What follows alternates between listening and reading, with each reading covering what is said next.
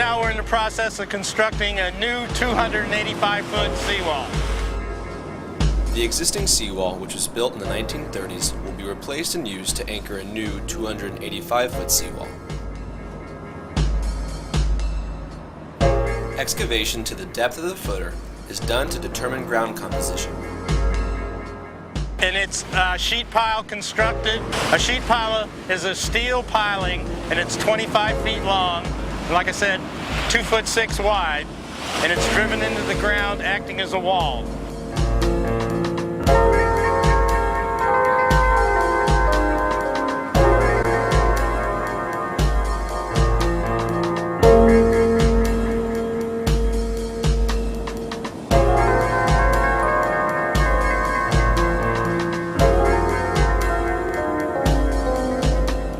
Each pair of sheet piles are two separate pieces, which are welded together, measuring 2.5 feet, and interlocking each other through tongue and groove.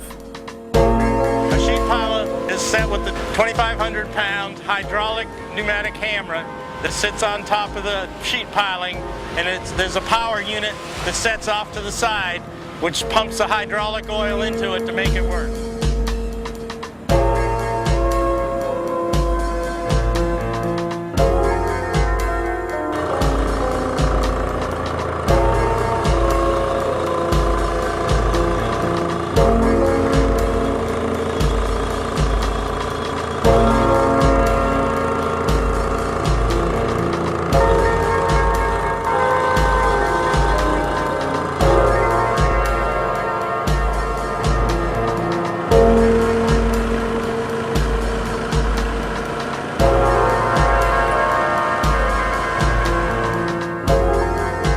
The pile are 25 feet long. They're sticking roughly 6 foot out of the ground, which makes them 19 foot into the sand. In all, 60 pairs of sheet piles will be used to complete the seawall.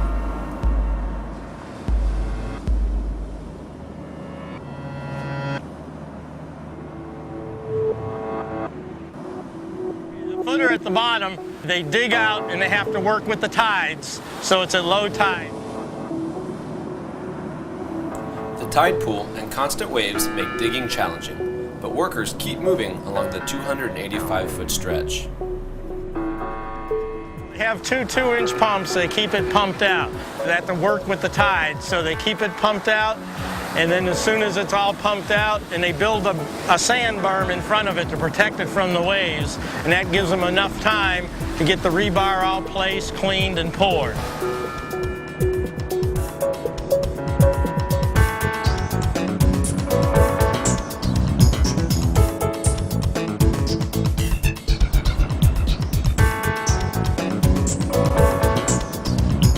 In order to create structural stability, rebar cages are fabricated and tacked to the outside of the sheet pile, which will later become the outer wall. They dig it out, and they form it with a steel form, and then they pour that and strip it, and then move it, and they were getting roughly 50 foot a day.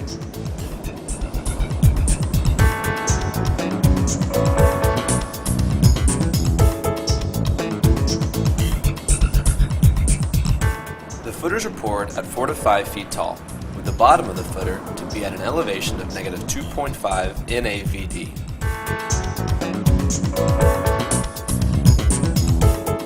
Each 40-foot section consisted of 12 cubic yards of concrete.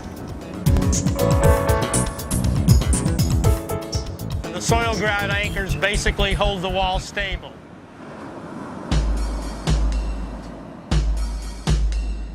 The soil grout anchors are 30 feet long and drilled at a 20-degree angle, causing the anchors to be approximately 10 to 12 feet below the surface.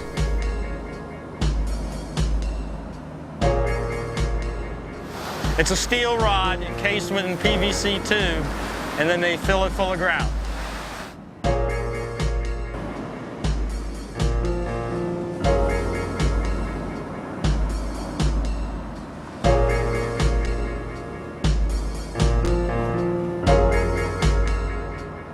Whalers, such as this one, are used to secure the anchors. And at the end of it, they put about a 6x6 plate and a nut, and they tighten that up and then they measure how much that anchor pulls out of the ground, and there's certain criteria how much it's supposed to have been moved.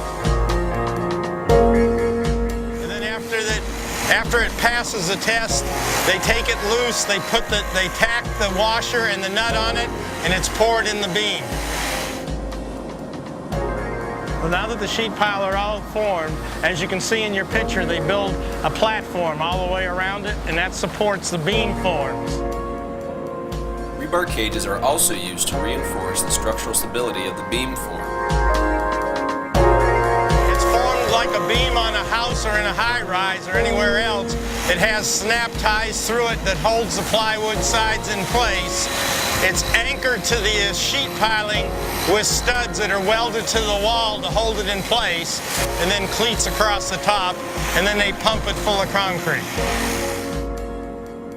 Okay, once the cap is poured, they shotcrete the rest of the way down, and that is done by putting vertical forms to control the depth of the shotcrete, and it's applied much the same way as gunite.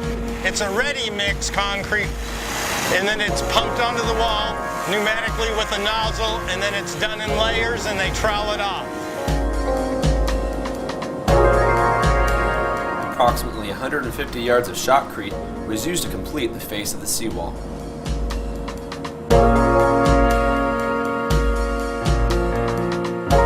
The way they finally finish it now is they grind it, patch all the air holes in it, and make it look presentable like it's been plastered.